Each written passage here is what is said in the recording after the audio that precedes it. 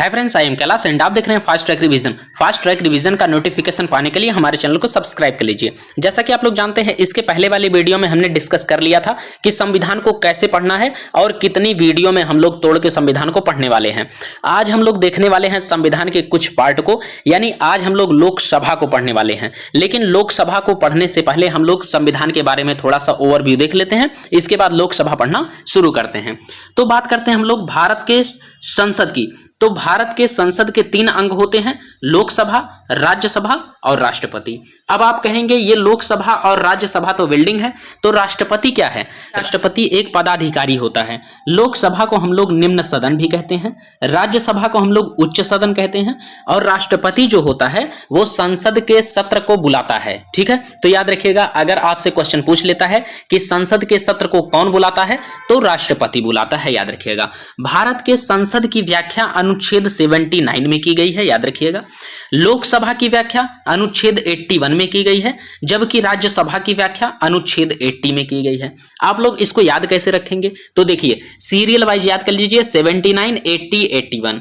संसद, राज्यसभा, लोकसभा, संसद, राज्यसभा, लोकसभा, 79, 80, 81। ठीक है, सीरियल वाइज है 79, 80, 81। पहले क्या आ जाएगा हमारा? भारत का संसद, दूसरे नंबर पे उच्च सदन और तीसरे नंबर पे निम्न सदन। उच्च सदन को राज्यसभा कहते हैं, निम्न सदन को लोकसभा कहते हैं। ये बातें याद रखिएगा। अनुच्छेद आपसे बहुत पूछा जाता है, जैसे क्वेश्चन कैसे आ जाएगा कि राज्यसभा की व्याख्या किस अनुच्छेद के अंतर्गत की गई है? तो राज्यसभा की व्याख्या अनुच्छेद 80 के अंतर्गत की गई है, याद रखिएगा। ठीक है, इतनी बातें समझ में आ गई, जिसमें से हम लोग आज पढ़ने वाले हैं केवल और केवल लोकसभा के बारे में।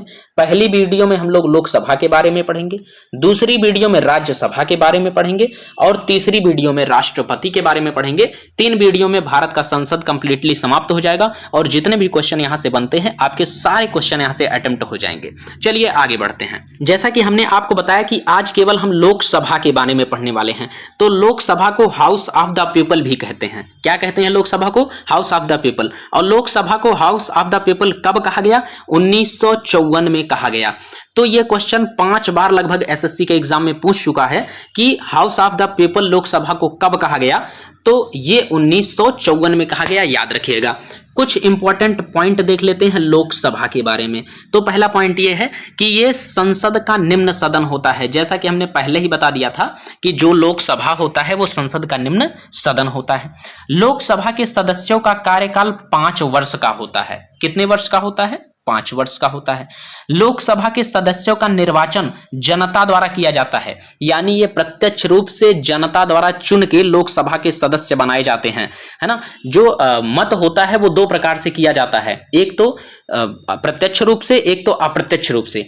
प्रत्यक्ष रूप से मत क्या होता है? प्रत्यक्ष रूप से मत का मतलब होता है कि जनता डायरेक्ट किसी कैंडिडेट को वोट करती है, जबकि अप्रत्यक्ष रूप से मत का मतलब यह है कि जनता पहले किसी मेंबर को वोट करती है, फिर वो मेंबर किसी और मेंबर को वोट करता है। इसे हम लोग अप्रत्यक्ष मत कहते हैं। तो प्रत्यक्ष और अप्रत्यक्ष मत आप समझ गए होंगे। चलिए चौथा पॉइंट देख लेते हैं, क्या दिया गया है कि लोकसभा में अध्यक्ष और उपाध्यक्ष होते हैं, जिनकी नियुक्ति लोकसभा के सदस्यों द्वारा की जाती है। देखिए, लोकसभा की अगर बात करें तो इसमें एक अध्यक्ष होता है और एक उपाध्यक्ष होता है। अध्यक्ष और उपाध्यक्ष कैसे बनाए जाते हैं? जो लोकसभा के चयनित सदस्य रहते हैं वही वोटिंग करते हैं, और उन्हीं की वोटिंग में जो जीतता है उसे अध्यक्ष और उपाध्यक्ष बना दिया जाता है। अगली पॉइंट की बात कर लेते हैं। पॉइंट नंबर 5 लिखा गया है कि लोकसभा का अध्यक्ष ही राष्ट्रपति द्वारा बुलाए गए संयुक्त सत्र की अध्यक्षता करता है। अब यहां पे क्वेश्चन कैसे पूछेगा कि राष्ट्रपति द्वारा बुलाए गए संयुक्त सत्र की अध्यक्षता कौन करता है? तो वो लोकसभा का अध्यक्ष करता है, याद रखिएगा। संयुक्त सत्र का मतलब क्या होता है? संयुक्त सत्र का मतलब उस सत्र में लोकसभा और राज्यसभा दोनों के ही सदस्य सम्मिलित रूप से भाग लेते हैं, तो उसे हम लोग संयुक्त सत्र कहते हैं।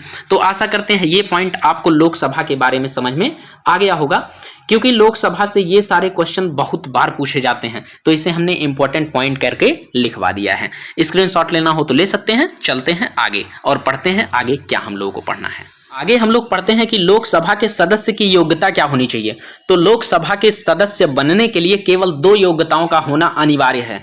पहली योग्यता है कि वो भारत का नागरिक होना चाहिए और दूसरी योग्यता है कि उसकी न्यूनतम आयु 25 वर्ष से कम नहीं होनी चाहिए, 25 वर्ष या उससे ज्यादा ही होनी चाहिए, तो वो लोकसभा का सदस्य बन सकता है।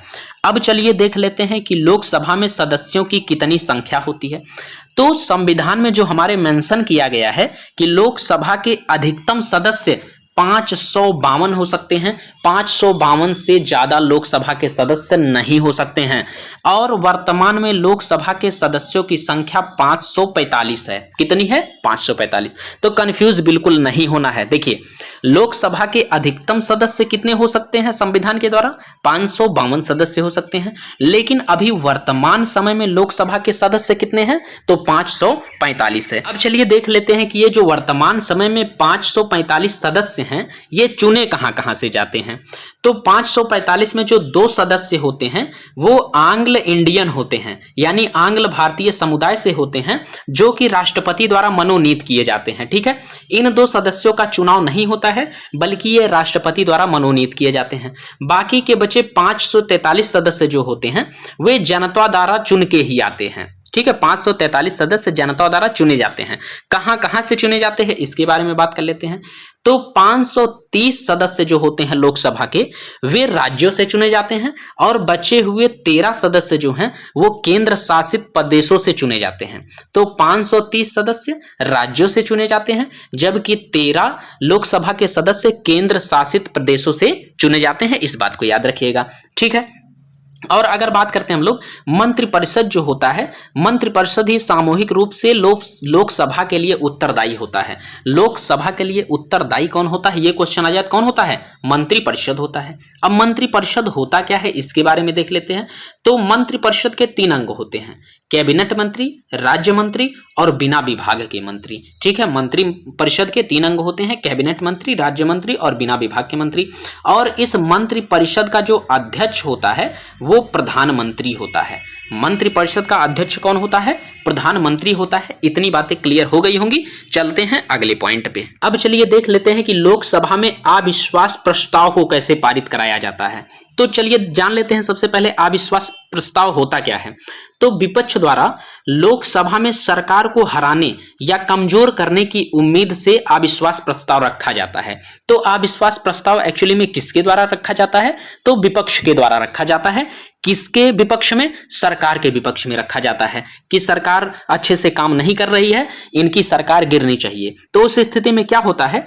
अविश्वास प्रस्ताव सत्र में केवल एक ही बार लाया जा सकता है। अविश्वास प्रस्ताव पूरे सत्र में केवल एक बार लाया जा सकता है। वे चाहे सत्र के शुरू में लाइए, चाहे सत्र के मध्य में लाइए, चाहे सत्र के आखिरी में लाइए, सत्र में अविश्वास प्रस्ताव को 2 बार लाया नहीं जा सकता है। अगला क्या पॉइंट है कि एक सदस्य लिखित में नोटिस देगा अविश्वास प्रस्ताव में 50 सदस्यों के समर्थन के साथ।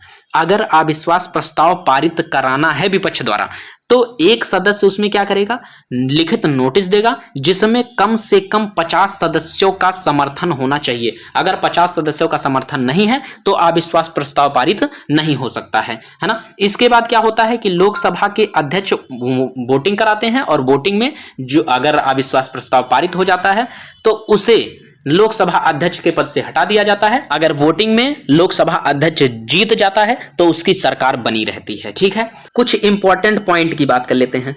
विश्वनाथ प्रताप ऐसे प्रधानमंत्री थे जो विश्वास मत हासिल नहीं कर पाए थे, यानी इनके ऊपर अविश्वास प्रस्ताव लगाया गया था और अविश्वास प्रस्ताव जो हुआ था वो पारित भी हो गया था और विश्वनाथ प्रताप जी की सरकार गिर गई थी। इसीलिए विश्वनाथ प्रताप पहले ऐसे प्रधानमंत्री बन गए जो विश्वास मत हासिल नहीं कर पाए। चलिए बात करते हैं अगले पॉइंट की। अब यहां पर लोकसभा के लिए कुछ अन्य पॉइंट दिए गए हैं, जैसे कि पहला पॉइंट है कि सदन की कार्यवाही के लिए न्यूनतम 1/10 सदस्य का उपस्थित होना अनिवार्य है। यानी पूरे लोकसभा सदस्य का अगर 1/10 सदस्य उपस्थित नहीं है सदन में तो कार्यवाही नहीं हो सकती है। ठीक है, तो ये बहुत इंपॉर्टेंट पॉइंट है। और इस 1/10 सदस्य की उपस्थिति के अनिवार्यता को हम लोग गणपूर्ति कहते हैं। क्या कहते हैं? गणपूर्ति कहते हैं। कुछ इंपॉर्टेंट पॉइंट की बात कर लेते हैं। पहली लोकसभा महिला अध्यक्ष कौन है? मीरा कुमारी है। याद रखिएगा, कई बार पूछा गया है कि पहली लोकसभा महिला अध्यक्ष कौन है, तो वो कौन थी? मीरा कुमारी थी। पहले अध्यक्ष लोकसभा अध्यक्ष कौन थे? तो जीवी मावलंकर थे। कौन था? जीवी मावलंकर था, पहले अध्यक्ष ये लोकसभा के थे। वर्तमान में लोकसभा अध्यक्ष कौन है? ये आप लोग कमेंट करके बताइए कि वर्तमान में लोकसभा अध्यक्ष कौन है। देखते हैं आप लोगों का नॉलेज लेवल कहां तक है, तो कमेंट करिए जल्दी से कि वर्तमान में लोकसभा अध्यक्ष कौन है। चलिए जान लेते हैं कि शून्यकाल क्या होता है। तो संसद में कार्यवाही के समय को 2 पालियों में बांटा गया है, एक सुबह की पाली, एक शाम की पाली। सुबह की पाली को हम लोग प्रश्नकाल कहते हैं, जबकि शाम की पाली को हम लोग कार्यसूची कहते हैं। और संसद में प्रश्नकाल और कार्यसूची के मध्य के समय को ही क्या कहा जाता है? शून्यकाल कहा जाता है। ठीक है, तो शून्यकाल क्या होता है कि संसद में प्रश्नकाल यानी सुबह के समय और कार्यसूची यानी शाम के समय के मध्य के समय को शून्यकाल कहा जाता है। आशा करते हैं ये वीडियो आपको समझ में आ गई होगी। और नेक्स्ट वीडियो में हम लोग बात करने वाले हैं राज्यसभा के बारे में। लोकसभा इस वीडियो में हमने कंप्लीटली समाप्त कर दिया है। जितने भी क्वेश्चन लोकसभा से बनते हैं सारे क्वेश्चन हमने अटेम्प्ट करवा दिए हैं इसमें, और सारे इंपॉर्टेंट पॉइंट भी करवा दिए हैं। नेक्स्ट वीडियो में हम लोग राज्यसभा के बारे में पढ़ेंगे, जिसे उच्च सदन कहते हैं। तो आशा करते हैं आपको ये वीडियो पसंद आई होगी। अगर वीडियो पसंद आई तो इस वीडियो को लाइक, शेयर और सब्सक्राइब जरूर करें, या लाइक शेयर तो कर ही दिया करिए और सब्सक्राइब भी कर दिया करिए, क्योंकि मेहनत काफी लगता है। आपको 8 मिनट की वीडियो मिलती है, लेकिन इस 8 मिनट के पीछे काफी मेहनत होता है। तो अगर पसंद आए तो शेयर और सब्सक्राइब जरूर करें। मिलते हैं इसके नेक्स्ट वीडियो में, तब तक के लिए जय हिंद, जय भारत, जय जवान, जय किसान।